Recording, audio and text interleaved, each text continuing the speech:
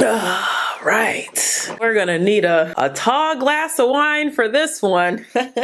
So I had a conversation with my ex. I moved down to Atlanta with the intention that I was gonna move in with my boyfriend. I moved to Atlanta and he ghosted me.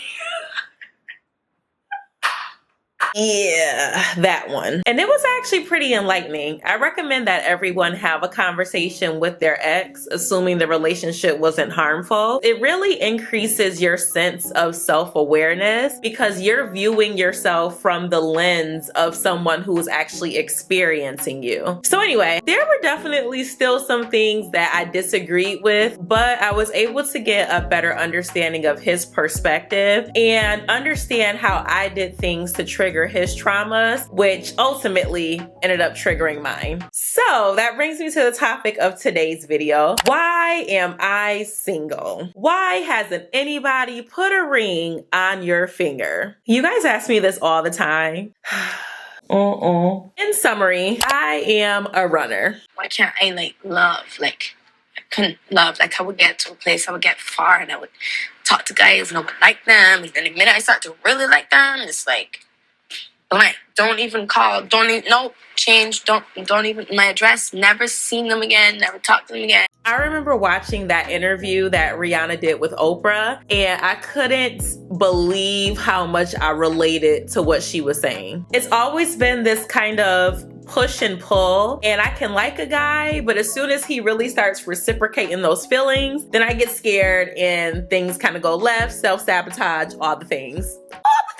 I want to talk a little bit about attachment styles because they are important. And for those of you who've never heard of attachment styles, definitely look it up, but I'm about to put y'all on game real quick. The attachment theory is a psychological theory. The theory states that the relationship that we have with primary caregivers as a child sets the tone for how we behave in our relationships as adults. Usually the relationships that we encounter will mirror the dynamic of the relationships that we had with our caregivers as an infant and a child. So one day in therapy, I was tasked with doing an attachment style quiz, and I discovered that my attachment style is fearful avoidant. The fearful avoidant attachment style is also known as disorganized or disoriented attachment style. It's a combination of both the anxious and avoidant attachment style. So the anxious part of it is that you have a fear of being abandoned. You constantly think someone is going to leave. But the avoidant side of things ties in trust issues and not really letting people get close to you. So it creates an internal battle or conflict because you want one thing, but your trust issues, your insecurities, they're making you behave in a different way. Some of the characteristics that you might see in adults are a need for control, difficulty trusting others, always feeling like something is going to go wrong, or looking for the signs of danger, aka always looking for red flags, believing that people will ultimately let you down, being hyper-focused on your career versus relationships, needing to protect yourself from rejection, being cold or withdrawn during interactions with people as a way to protect yourself, hard time maintaining friendships, high levels of anxiety. The list goes on and on. Allegedly, less than 10% of the population has this attachment style. Go figure. I crave connection, love, intimacy, but as soon as people get too close, I'm like, oh, you got a skirt.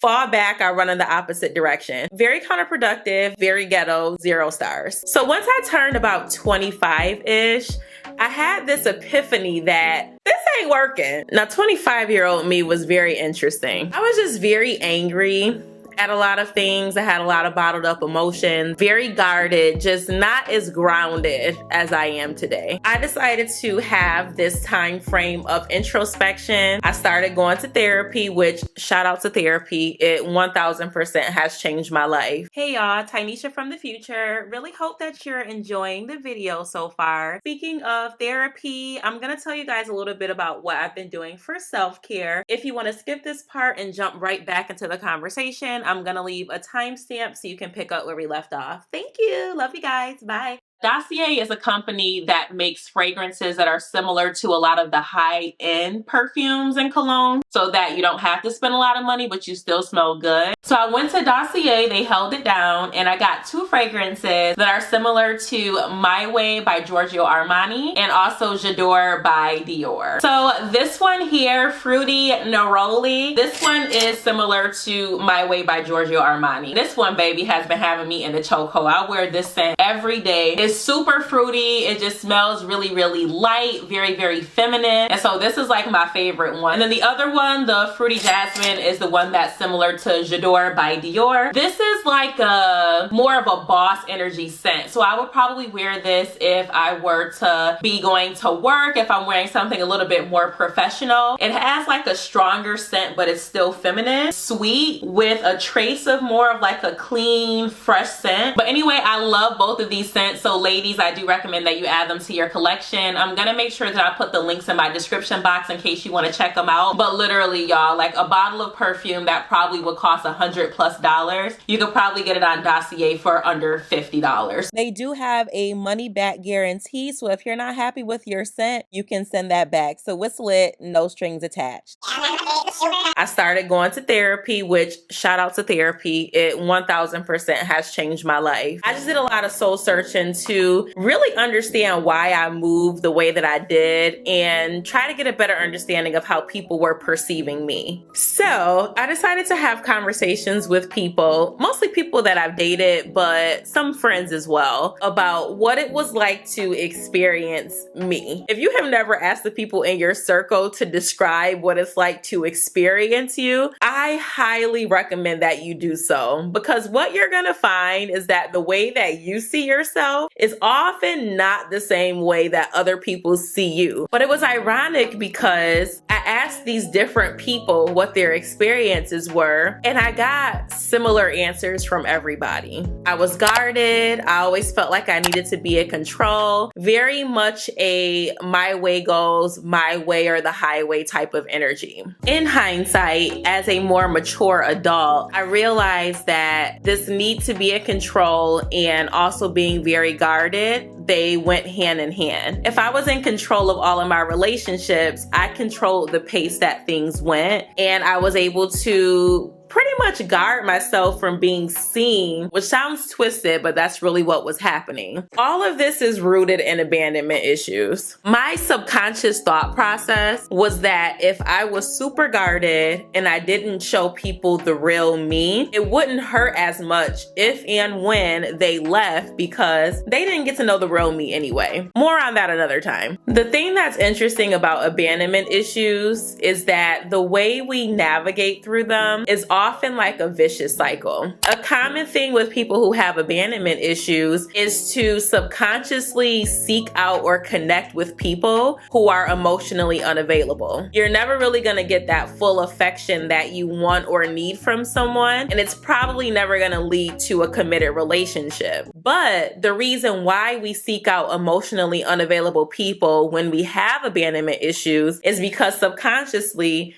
we know that those people will never get close to us. And that is soothing to us because it provides a sense of relief. So anyway, when I began realizing all of these things about myself, it was like a great awakening. It's like I was finally seeing my authentic self for the first time. And it was good, but it also sucked in a way because it's like, damn, I have a lot of stuff that I need to work on. And I'm still dating here and there. You know, situations aren't really going anywhere. I decided that I was going to try to make things work with my ex, who I discussed in the beginning. But obviously, it didn't work out, y'all. And that just, whew, it was like, at one point, I really felt like I would never be able to give myself in a relationship the way that I did in that one. Here's the thing. When you have an attachment style like I do, it's very, very rare that you allow anyone to really get close enough to you to see the real you. But I was my authentic self with him, and I'm not perfect, and I wasn't perfect, especially at that time, but I gave my 100% best effort, what I perceived to be the best effort at that time. Doing all of that and still feeling like you got rejected, that is a major blow to the ego, but it 1000% activates your abandonment issues. That's when I started my abstinence journey. I had just moved to Atlanta. I didn't date anybody for a long time. I still really haven't dated like that, honestly, since I moved to Atlanta. It's been like 3 years. But I will say that meeting my ex was a blessing in disguise, because I realized that he was sent into my life to mirror the things that I needed to change within myself so that I could grow and be the person that I am today. Everyone has their own traumas, but who am I to say that the way that I navigate my traumas is any better than the way the next person navigates theirs? When it comes to dating and relationships, I think that we often adapt a victim mentality, and we're like, oh my God, this person did this to me. I don't understand how they could be this type of person. I don't think that we fully take the time to take a step back and realize that we might be moving in a way that triggers somebody else, and they could be saying the same things about us. Because I know for a fact, I have met some men in my life. There were a couple men I met who I know if I was in a right headspace, I would be happily married with kids, the works, all of that. And because I was so emotionally unavailable, a runner, just scared of commitment, I could have triggered something within them. We all have our things. We all have our traumas. And because we all have our traumas, there's a high chance that at one point in our life, we probably might have inflicted a little bit of trauma on somebody else. So I think I'm just more understanding of how people operate, just understanding in the sense that I try to give people grace. So yes, that is why I am single. I am a very complex woman, but it is very important for us to be able to identify these things within ourselves, but also have these conversations with potential partners. One, so that they can see who we truly are and know what they're signing up for, but also so that they can get a better understanding of why we navigate things the way we do. We try too hard to send our representatives when we date to the point where it isn't authentic. I'm at the point now where I'm just me, right? This is me. You take it or leave it, I don't want that to be misconstrued. So I'm always working to be a better version of myself. And I never want to get complacent or, fall backward in terms of how I'm growing as a person. But I just don't have the energy to be out here lying to anybody's son, pretending to be someone that I'm not. It's very exhausting. And I think that if we were just real with ourselves about who we are, we could have conversations with people and it really could turn out well. Like they really have a higher level understanding of how you operate. Of course, use discernment and moderation where you're disclosing things. You might not want to tell your whole entire life story and all your traumas on the first date, because trauma bonding and possibly scaring people off. But if we were more transparent in the dating phase, I think that we would honestly save a lot of time and energy. That's where I'm at with it. This is me. Mask off.